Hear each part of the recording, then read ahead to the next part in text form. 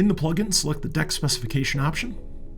Here, you can select the type of deck, which populates the different profiles and gauges available. All of those are selectable here. Different finish options, either galvanized or non-galvanized, gray or white primer, all available here. And in this example, we are creating a new type of deck. But if you have existing floors already in your model, you can override one of the existing ones with new information through that same dialog window. At this point, the deck can be applied to your model. And I'll point out in this example, it is a 6-inch thick slab. So it's a 1-inch non-composite deck with 5 inches of concrete on top of it, which is why the height offset here is 8.5 inches. It's also taking into account that 2.5-inch deep joist seat.